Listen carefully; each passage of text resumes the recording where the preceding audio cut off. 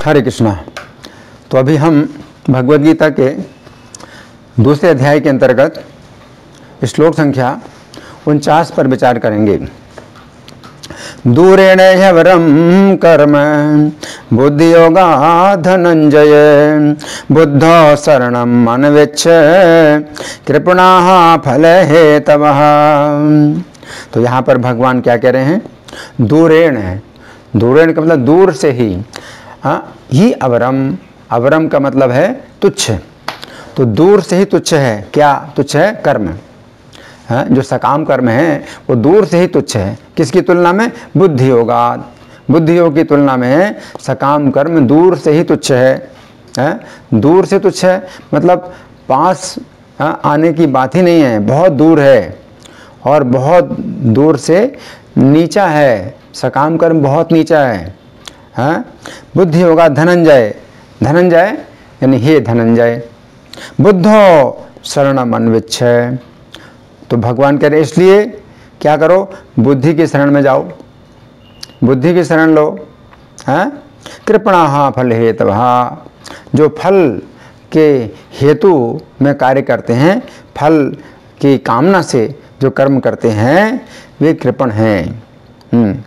हम सुनेंगे प्रभुपाद तात्पर्य में क्या लिखते हैं। श्रील प्रभुपाद की जय। जो व्यक्ति भगवान के दास रूप में अपने स्वरूप को समझ लेता है वो कृष्ण भावनामृत में स्थित रहने के अतिरिक्त सारे कर्मों को छोड़ देता है ना। तो यहाँ प्रभुपाद क्या बता रहे हैं कि सारे कर्मों को छोड़ देता है। सारे कर्म का मतलब जो इंद्रिय तृप्ति के लिए जितने कर्म किए जाते हैं उनको छोड़ देता है। क्यों छोड़ देता है? कि अपना स्वरूप जान लेता है कि मैं कृष्ण का दास हूँ। तो मैं कृष्ण का दास हूँ तो कृष्ण की प्रसन्नता के लिए कार्य करना है और कोई कार्य नहीं करना है। इंद्रिय तृप्ति के लिए कोई कार्य नहीं करना है। आगे प्रभुपाद लिखते हैं जीव के लिए ऐसी भक्ति कर्म का सही मार्ग है। जीव का, जीव क्या है? जीवे स्वरूप होय कृष्ण नित्यदास। तो कृष्ण का नित्यदास है। आगे केवल कृपण ही अपने सकाम कर्मों का फल भोगना चाहते हैं। कृपण, जो कृपण का मतलब है जो बहुत तुच्छ वस्तु की कामना करे तो उसे कृपण कहते हैं। तो कृपण अपने सकाम कर्मों का फल भोगना चाहता है, कि मैं जो कर्म कर रहा हूँ उसका मुझे फल मिलना चाहिए। तो श्री कृष्ण से स्वतंत्र हो करके वो अपने कर्म का फल भोगना चाहता है। तो श्री कृष्ण की सेवा को छोड़ करके अगर वो अपने इंद्रिय तृप्ति के लिए कर्म करता है तो वो क्या है? कृपण। तो बहुत ही तुच्छ, बहुत ही नीचता है जीव की। ये बड़ी नीचता है कि कृष्ण की सेवा को छोड़ करके वो इंद्रिय तृप्ति के लिए कर्म करता है। तो आगे प्रभुपाद लिखते हैं किंतु इससे वे भव बंधन में और अधिक फंसते जाते हैं। तो भव बंधन का मतलब जन्म मृत्यु का बंधन, जन्म और मरण का बंधन, और उसमें और फंस जाते हैं। एक भी कर्म जो है वो करता है व्यक्ति, सकाम कर्म करता है तो कितने जन्मों के लिए उसका जो है कर्म बन जाता है, कितने जन्मों तक उसे उसका फल भोगना पड़ेगा। आगे प्रभुपाद लिखते हैं कृष्ण भावनामृत के अतिरिक्त जितने भी कर्म संपन्न किए जाते हैं वे गर्हित हैं। तो ये कृष्ण भावनामृत का कर्म है, श्री कृष्ण की प्रसन्नता के लिए कर्म करना। तो इसको छोड़ करके जितने भी कर्म हैं वे सब गर्हित हैं। गर्हित का मतलब है निंदनीय है, ये सब निंदित हैं। बड़ी निंदा की बात है कि जीव कृष्ण भावनामृत को छोड़ करके दूसरे कर्म करता है। आगे प्रभुपाद लिखते हैं क्योंकि इससे कर्ता जन्म मृत्यु के चक्र में लगातार फंसा रहता है, कभी नहीं निकल सकता। जन्म मृत्यु के चक्र से कभी नहीं निकल सकता, वो लगातार फंसा रहता है। आगे प्रभुपाद लिखते हैं अतः कभी इसकी आकांक्षा नहीं करनी चाहिए कि मैं कर्म का कारण बनूं। कृष्ण भावनामृत में हर कार्य कृष्ण की तुष्टि के लिए किया जाना चाहिए। कृपणों को यह ज्ञात नहीं है कि दैववश या कठोर श्रम से अर्जित संपत्ति का किस तरह सदुपयोग करें। संपत्ति उनको मिलती है, चाहे वो अनायास मिल जाए या कठोर परिश्रम से मिले, तो संपत्ति का किस तरह सदुपयोग करें वो जानते नहीं। संपत्ति का अपनी इंद्रिय तृप्ति के लिए वो जो प्रयोग करते हैं तो उससे उन्हें अशांति ही अशांति प्राप्त होती है। तो प्रभुपाद लिखते हैं, मनुष्य को अपनी सारी शक्ति कृष्ण भावनामृत अर्जित करने में लगानी चाहिए, इससे उसका जीवन सफल हो सकेगा। कृपणों की भांति अभागे व्यक्ति अपनी मानवीय शक्ति को भगवान की सेवा में नहीं लगाते। तो ये कृपणता जो कंजूसी है, कंजूसी का मतलब ये है कि जो मैंने कर्म किया तो उसका फल जो है मैं कृष्ण को नहीं देना चाहता हूँ, मैं स्वयं भोगना चाहता हूँ। तो ये कंजूसी है, ये कृपणता है। और कृपणता के विपरीत दूसरा शब्द होता है उदार। तो जैसे भगवान गीता के 7वें अध्याय के 18वें श्लोक में कहते हैं, उदारा सर्वे वैते, कि जो कृष्ण का भजन करते हैं वो सब उदार हैं। तो अगर कृष्ण हम भजन करते हैं, कृष्ण के लिए अगर कुछ कार्य करते हैं तो उदारता होती है। लेकिन अगर हम कृष्ण के लिए कोई कार्य नहीं करना चाहते हैं, जितना भी कर्म है मैं खुद ही भोगूंगा, मैं खुद ही भोगूंगा, तो कितने जन्म जो है हमें लेने पड़ेंगे अपने कर्मों का फल भोगने के लिए, चाहे वो शुभ कर्म हो चाहे अशुभ कर्म हो। तो यहाँ प्रभुपाद का तात्पर्य समाप्त हुआ है और हम अब देखेंगे कि श्री भगवान ने कहा में इसकी किस प्रकार व्याख्या हुई है। इस श्लोक में भगवान अर्जुन से बतला रहे हैं कि कृष्ण भावनामृत की तुलना में सकाम कर्म अत्यंत तुच्छ है, अतः अर्जुन को कृष्ण भावनामृत की ही शरण लेनी चाहिए। तो प्रारंभ में कृष्ण कहते हैं, हे धनंजय, बुद्धि योग की तुलना में सकाम कर्म अत्यंत तुच्छ है। तो यहाँ पर भगवान कर्म तथा बुद्धि योग इन दो वस्तुओं की तुलना कर रहे हैं। अब प्रश्न उठता है कि कर्म क्या है। हमें जानना चाहिए कि यहाँ पर कर्म का अर्थ है सकाम कर्म, अर्थात वेदों में कहे गए वे कर्म जिनको करने से अगले जन्म में स्वर्ग में भोगों की प्राप्ति होती है। अब हमें समझना होगा कि बुद्धियोग क्या है। बुद्धियोग का अर्थ है कि हम उन्हीं कर्मों को करें जो वेदों में बतलाए गए हैं, परंतु इस विचार से नहीं कि हमें स्वर्ग में भोगों की प्राप्ति होगी, बल्कि इस विचार से कि ये श्री कृष्ण का आदेश है तथा इन कर्मों को करने से हमें श्री कृष्ण के चरणों की शरण प्राप्त होगी तथा हम कर्म बंधन और जन्म बंधन से सदा सदा के लिए मुक्त हो जाएंगे। तो ये है बुद्धि योग। कर्म का अर्थ है कि व्यक्ति भगवान से अपना संबंध तोड़कर अपने कर्म की नाप तोल करता है तथा उन कर्मों का उतना पुण्य फल अर्थात इंद्रिय सुख भोगना चाहता है।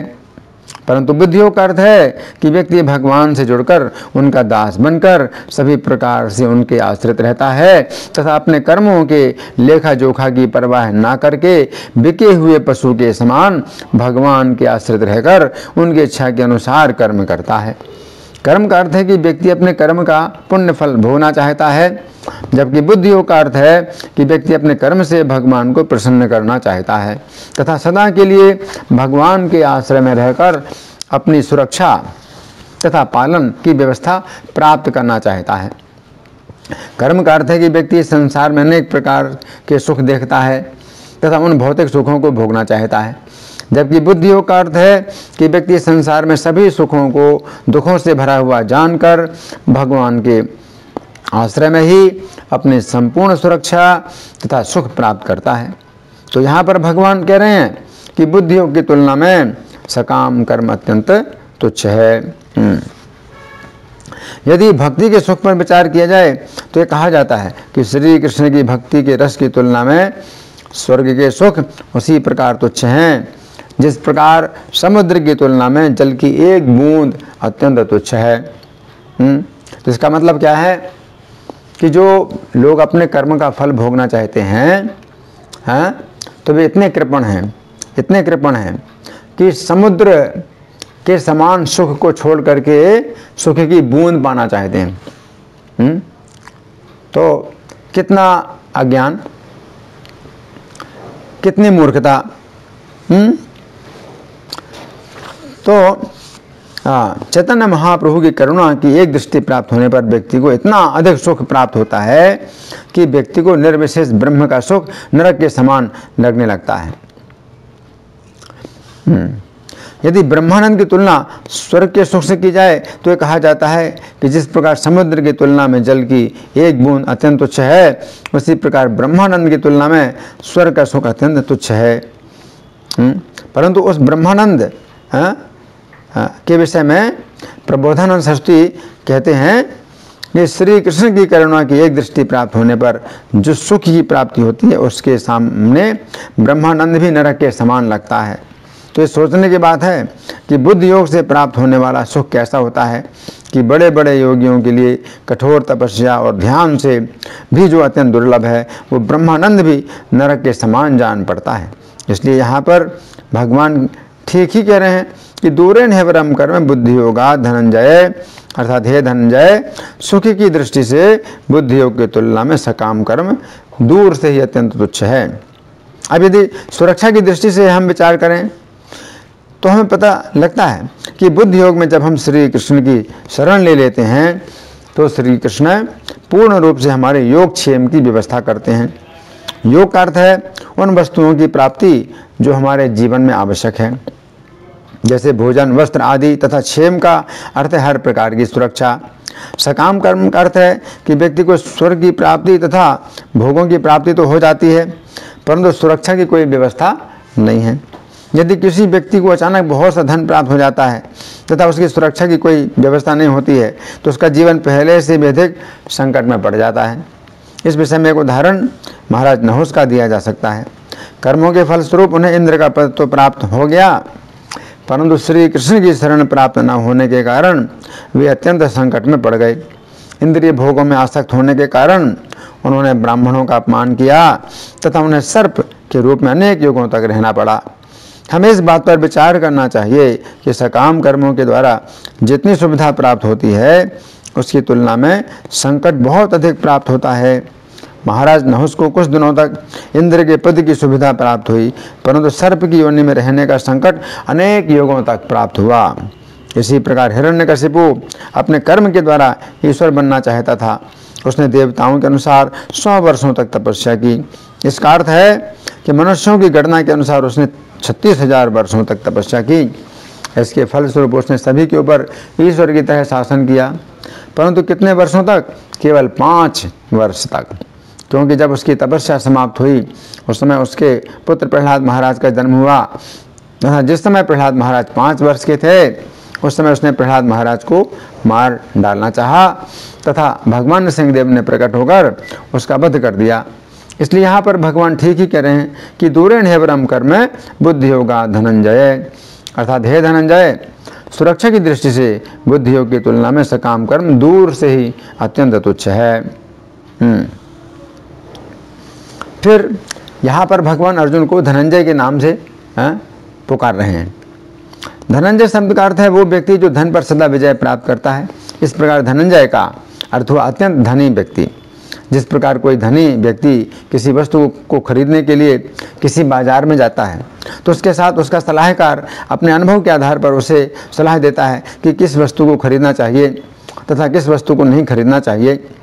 उसी प्रकार आध्यात्मिक बाजार में अत्यंत धनी अर्जुन अपने लिए सबसे अधिक कल्याणकारी वस्तु खरीदना चाहते हैं तथा श्री कृष्ण अर्जुन के सलाहकार के रूप में ये परामर्श दे रहे हैं कि बुद्धि योग की तुलना में सकाम कर्म अत्यंत तुच्छ है। अर्थात अर्जुन सबसे अधिक मूल्यवान तथा सबसे अधिक कल्याणकारी वस्तु जो बुद्धि योग है उसे ही खरीदें तथा उसकी तुलना में सकाम कर्म अत्यंत तुच्छ है, इसलिए उसको दूर से ही छोड़ दें। श्री रूप गोस्वामी भी कहते हैं कृष्ण भक्ति रस भाविता मति क्रियताम यदि कुतो विलभ्यते, अर्थात यदि श्री कृष्ण भावनामृत किसी स्थान पर मिले तो तुरंत ही उसे खरीद लेना चाहिए। इसलिए यहाँ पर भगवान अर्जुन से कह रहे हैं कि दूरेण हेवरम कर्म बुद्धि योगा धनंजय, अर्थात हे धनंजय, बुद्धि योग की तुलना में सकाम कर्म अत्यंत ही तुच्छ है। अब हम विचार करें कि भगवान नाम के प्रति 8वां अपराध क्या है। भगवान नाम के जप को वेदों में वर्णित सकाम कर्म के समान समझना। भगवान के नामों के जप से हमें श्री कृष्ण का शुद्ध प्रेम प्राप्त होता है, परंतु यदि हम भगवान के नामों के जप को कर्मकांड अथवा सकाम कर्म समझते हैं, अर्थात ये समझना कि भगवान के नामों के जप से स्वर्ग के सुख भोग प्राप्त होंगे, तो ये भगवान नाम के प्रति महान अपराध है। जो इसी प्रकार है कि कोई व्यक्ति हीरे को कांच के टुकड़े के समान समझे। यहाँ पर सकाम कर्म को कांच के टुकड़े के समान तथा बुद्धि योग अथवा श्री कृष्ण भावनामृत को हीरे के समान समझना चाहिए। तो जिस प्रकार कांच का टुकड़ा हीरे की तुलना में अत्यंत तुच्छ है, उसी प्रकार सकाम कर्म बुद्धि योग की तुलना में अत्यंत तुच्छ है। अब भगवान कह रहे हैं बुद्धो शरणम अन्विच्छ, अर्थात बुद्धि योग की शरण लो। क्योंकि हमने इसके पूर्व चर्चा की थी कि सकाम कर्म में कोई सुरक्षा नहीं है। सकाम कर्म के द्वारा यदि कोई व्यक्ति ब्रह्मलोक भी चला जाए तो वहाँ से भी उसे नीचे गिरना पड़ता है। गीता 8:16 में श्री कृष्ण कहते हैं आपरमा भवनान लोका पुनरावर्तिनो अर्जुन माम पेतु तो कौनते ये पुनर्जन्म न वेदते। अर्थात हे अर्जुन, ब्रह्मलोक पर्यंत जितने भी स्थान हैं वहाँ से पुनः वापस आना पड़ता है, परंतु मेरे धाम में आने के बाद पुनः इस भौतिक जगत में व्यक्ति का जन्म नहीं होता है। तो अब सुदामा जी की अगर हम कथा पर विचार करें तो हम देखते हैं कि जिन्हें बुद्धियोग के द्वारा इंद्र के समान ऐश्वर्य प्राप्त हुआ, परंतु वे उस ऐश्वर्य के प्रति आसक्त नहीं हुए सुदामा जी, बल्कि उन्होंने क्या चाहा? उन्होंने कहा भगवान समस्त दिव्य गुणों के दयामय भंडार हैं।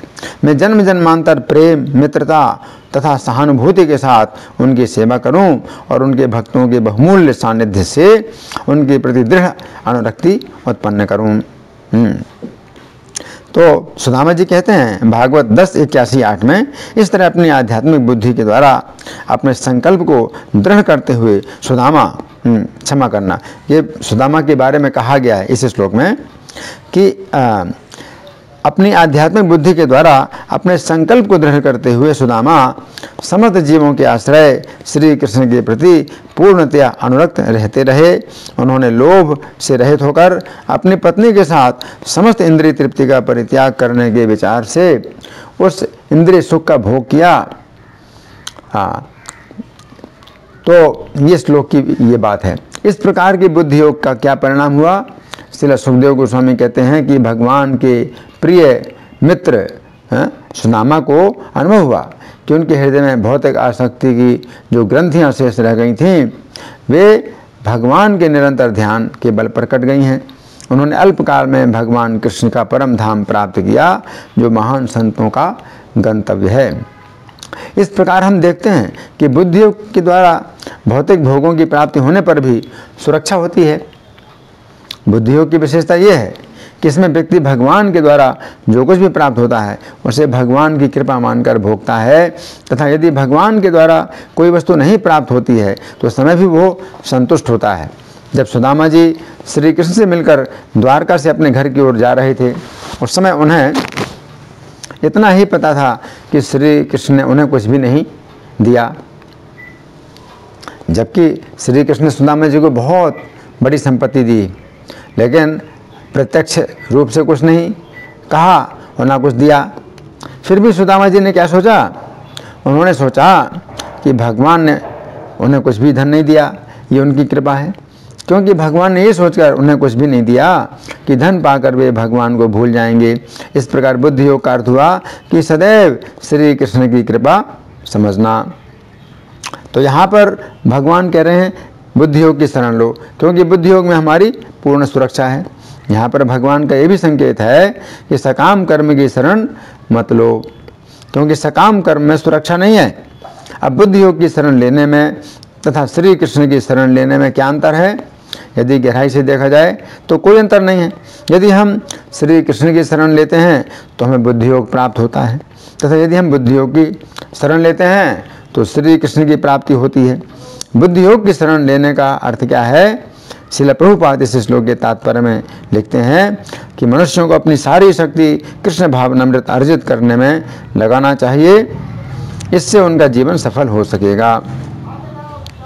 अब भगवान कह रहे हैं कृपणा फल हेतुभः, अर्थात जो अपने सकाम कर्मों का फल भोगना चाहते हैं वे कृपण हैं। तो कृपण का एक अर्थ कंजूस भी है। इसका अर्थ है ऐसा व्यक्ति जिसके पास बहुत धन है, परंतु अपने धन को अपनी आवश्यकता की पूर्ति के लिए भी खर्च नहीं करना चाहता है। दिनांक 1 अप्रैल 1966 को न्यूयॉर्क में इस श्लोक पर प्रवचन देते हुए श्रील प्रभुपाद ने कहा था कृपण का अर्थ है ऐसा व्यक्ति जिसके पास पर्याप्त संपत्ति है परंतु वो उसका उपयोग नहीं करता, वो केवल अपनी संपत्ति का दर्शन करता है तथा संतुष्ट रहता है। ऐसे व्यक्ति को कृपण कहते हैं। तो कौन कृपण है और कौन ब्राह्मण है? ब्राह्मण का अर्थ है वो व्यक्ति जिसने अपनी आध्यात्मिक पहचान को जान लिया है, मैं भगवान के गुणों का अंश हूँ, जिसने इस ज्ञान को अच्छी प्रकार से विकसित कर लिया है, उसे ब्राह्मण कहा जाता है। और कृपण का अर्थ है वो व्यक्ति जिसने अपनी आध्यात्मिक पहचान को समझने में अपने मनुष्य जीवन का उपयोग नहीं किया है, बल्कि वो केवल यही जानता है कि वो शरीर है और चूंकि ये शरीर किसी विशिष्ट स्थान में उत्पन्न हुआ है इसलिए वो अपनी पहचान उस स्थान तथा परिवार के साथ करता है। कृपण का अर्थ है ऐसा व्यक्ति जिसने अपनी विकसित चेतना का सदुपयोग नहीं किया। मनुष्य को पशुओं की तुलना में अधिक विकसित चेतना प्राप्त हुई है तो उसे इसका सदुपयोग करना चाहिए। यदि आपके पास $1,00,000 है और आप इस धन का सदुपयोग करते हैं तो ये और अधिक बढ़ सकता है, ये करोड़ों डॉलर हो सकता है। आपको अपनी बुद्धि के द्वारा इसका सदुपयोग करना है और यदि आप इसका सदुपयोग नहीं करते, इसे ज्यों का त्यों रखते हैं तो ये भी अच्छा है, परंतु कभी कभी ये संपूर्ण धन इस प्रकार रखे रहने के कारण नष्ट हो जाता है। ऐसे लोगों को कृपण कहा जाता है। कृपण का विपरीत होता है उदार। ब्राह्मण उदार होता है, मैं अपना शरीर परमेश्वर की सेवा में समर्पित करता हूँ।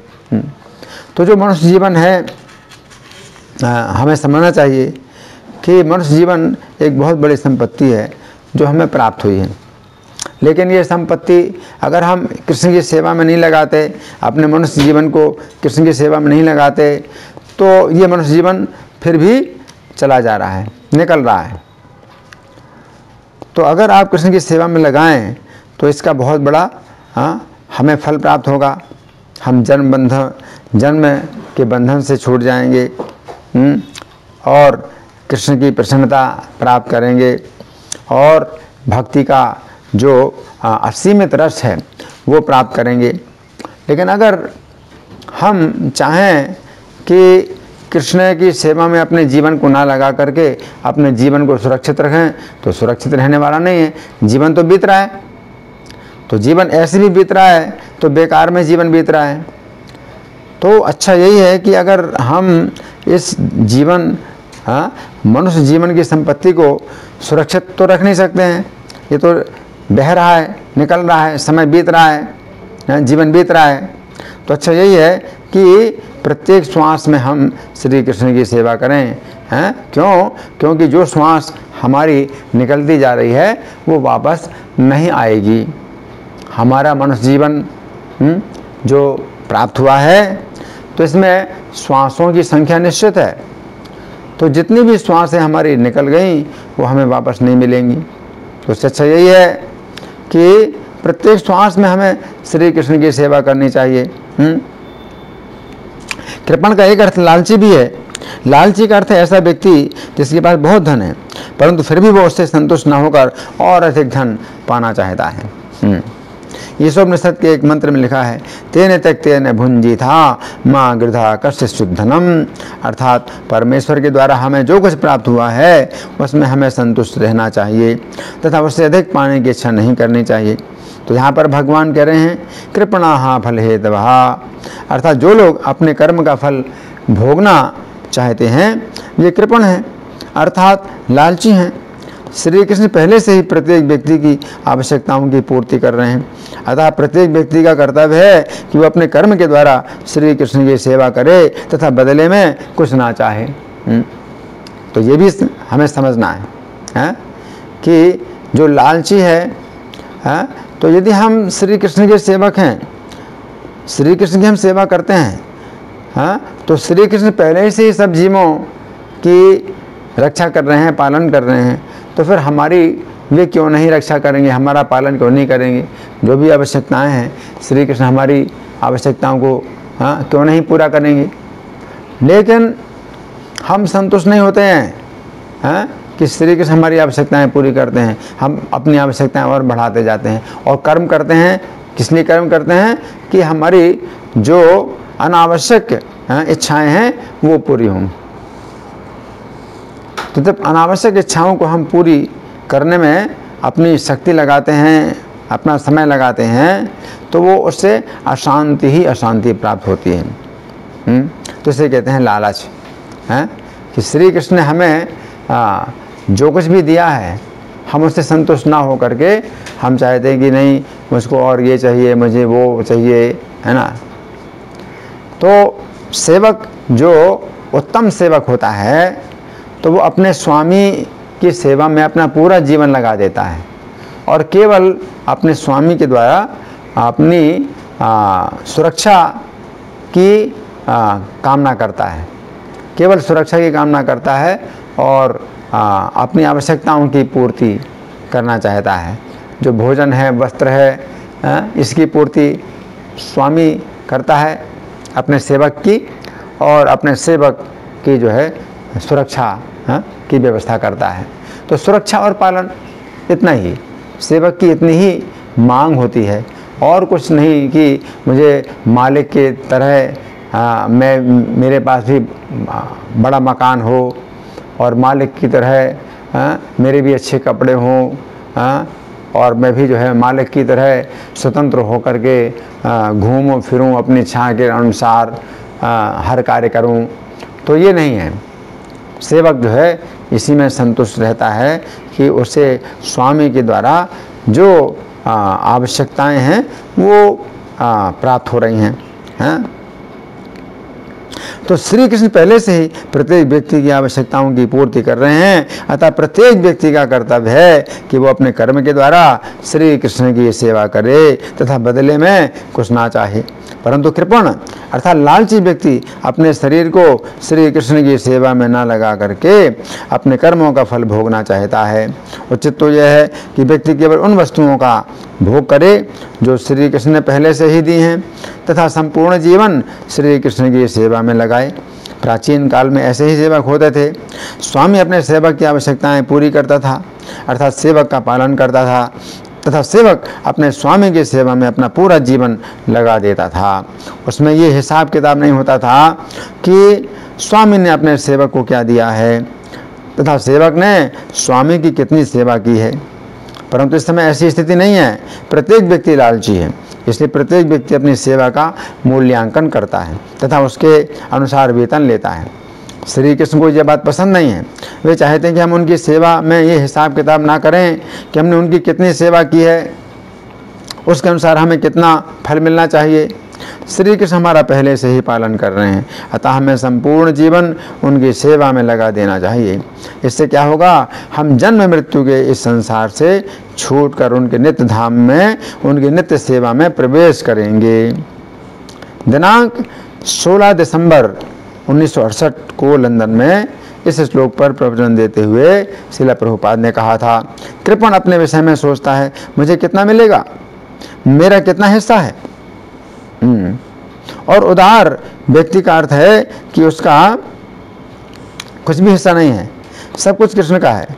ये कृष्ण भावनामृत है। सा महात्मा सुदुर्लभा, इस प्रकार का महात्मा अर्थात उदार व्यक्ति अत्यंत दुर्लभ है। तो ये जो है समझने वाली बात है कि जो भक्त होता है वो श्री कृष्ण के लिए अपने कर्मों का संन्यास कर देता है। मई संन्यस्त कर्माणा, तो सब कर्मों को जो है श्री कृष्ण में संन्यास कर देता है। तो अपने कर्मों का श्री कृष्ण में संन्यास कर देने का मतलब है कि वो अपने कर्मों का लेखा जोखा बिल्कुल नहीं करता है।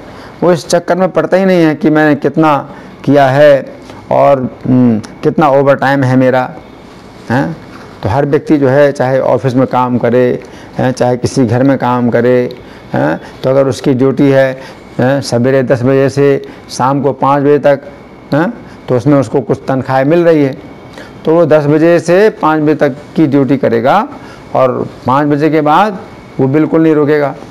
और अगर 5 बजे के बाद रुकेगा तो 1 घंटे का 50 रुपया 60 रुपया अपना ओवर टाइम लेगा। तो ये जो है मतलब स्थिति है व्यापार की। तो ये सेवा नहीं है, ये व्यापार है। तो भौतिक संसार इसी प्रकार का है, बना हुआ है। और जैसे ही तनख्वाह कम होती है तो नौकर जो है नौकरी छोड़ देता है। लेकिन प्राचीन काल में क्या होता था कि जो मालिक होता था वो सेवक को अगर रूखा सूखा भी भोजन दे तो उसमें भी वो संतुष्ट रहता था, हाँ, और अच्छा भोजन दे तो भी संतुष्ट रहता था, हाँ। वो मालिक से कुछ भी आशा नहीं करता था, जो उसकी आवश्यकताएं हैं कि जितने से पेट भर जाए मालिक अगर देता है उसमें संतुष्ट रहता है। तो यहाँ पर भगवान इसी बात को कह रहे हैं, बुद्धो शरणम अन्विच्छय, कि हे अर्जुन तुम बुद्धि की शरण लो। तो बुद्धि की शरण लेने का मतलब यही है कि हम श्री कृष्ण की जो है सेवा में लग जाएं। और श्री कृष्ण की सेवा में जो भक्त लगे होते हैं तो श्री कृष्ण इतने हो जाते हैं, कृतज्ञ हो जाते हैं कि वे अपने सेवक की सेवा में लग जाते हैं। तो श्री कृष्ण भी सोचते हैं कि मेरे पास कुछ नहीं है, इसकी सेवा के बदले में मैं कुछ दूं। तो श्री कृष्ण भी ऐसे हो जाते हैं और श्री कृष्ण अपने सेवक की सेवा में लग जाते हैं। तो ये जो है श्री कृष्ण का भाव है। तो श्री कृष्ण ऐसे संबंध चाहते हैं अपने सेवक के साथ में कि वो जो है श्री कृष्ण अपने समान या अपने से बढ़कर के उसको महत्व देते हैं। धन्यवाद। हरे कृष्णा।